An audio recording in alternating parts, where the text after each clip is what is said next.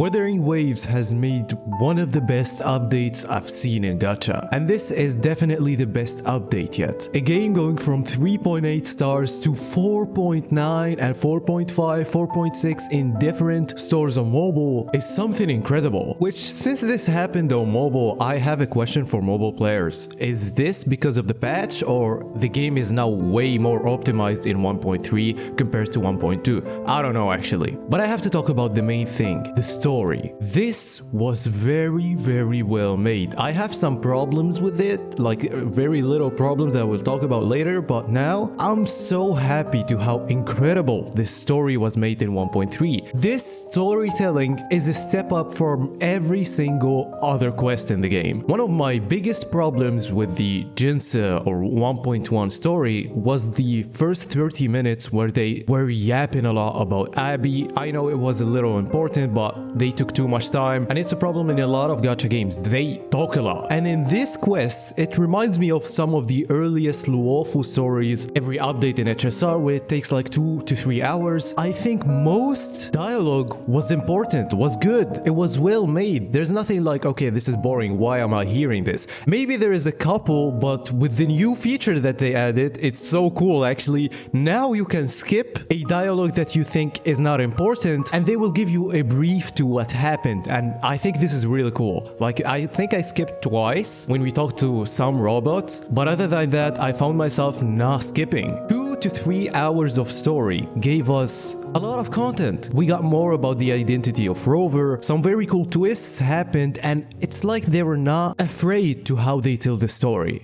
What I'm trying to say is, a lot of gacha games are made for children, let's say most of them. And I really hope for Wuthering Waves that the story goes even deeper, even darker, and I hope that they're not afraid to end the character or make some sad things in the story, because they do move the story even more with the way they're building it up. And one of the best things that they did is that the way they tell the story is changing the more you play it here, because, you know, we all hate the stagnant characters that they just talk and there's no animation or anything. While they do exist a little bit here, but they did also make a lot of cinematics, and also without the cinematics, characters are moving. We get the light novel storytelling that I like about ZZZ. They took something there, showing some cool backgrounds, and characters feel alive when they're talking. The fact that we knew a lot about Rover, how Rover is actually changing because he's discovering his past. It was very cool when he was the one that's gonna lead the operation. But the only problem that I still have with the game or the story, some voice acting is way better than 1.0. We all know that, but I think, for example, some moments of Rover, at least the male Rover, could have been better. Same thing with Shorekeeper, and I'm only talking in English, but they did kinda good most of the time. I like Alto, for example. The way they told the story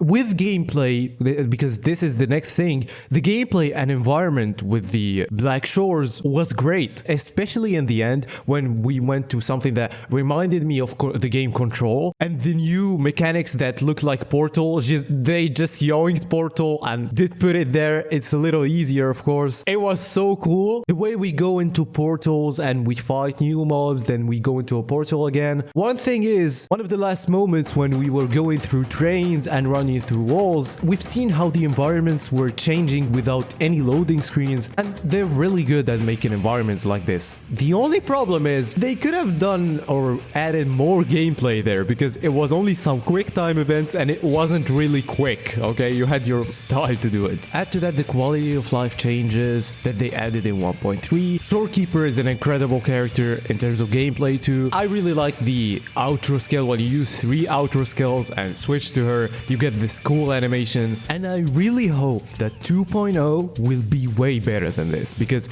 yes, this is great, this is very good, but if they make 2.0 way better, Wuthering Waves is gonna go back to being way more popular, because this patch already boosted the popularity. I'm seeing a lot of people talk about the game. I can see that they have so much potential to make this game even better, and we've seen that with 1.3. The game is getting better and better every single patch, and I really love this. If you haven't played it yet, I really advise you to play this patch. It's really fun. The amount of cinematics that I recorded, the places that I went to, the environment of the Black Shores. All of that is a very cool thing that they added, and if 2.0 is better than this, that's gonna be a very fun free-to-play game to play long term. Also, we have the Inferno Rider. I already played it early, but boss, it's kind of hard to solo, especially like the amount of meteors that he kind of spams. But other than that, it was fun to play against him. He has a lot of damage, especially in the second phase. Though, of course, the game still needs more in-game content, things like that. These are the most important things that we should talk about, I think. And yeah, that was the video. Don't forget to like and subscribe. Bye bye.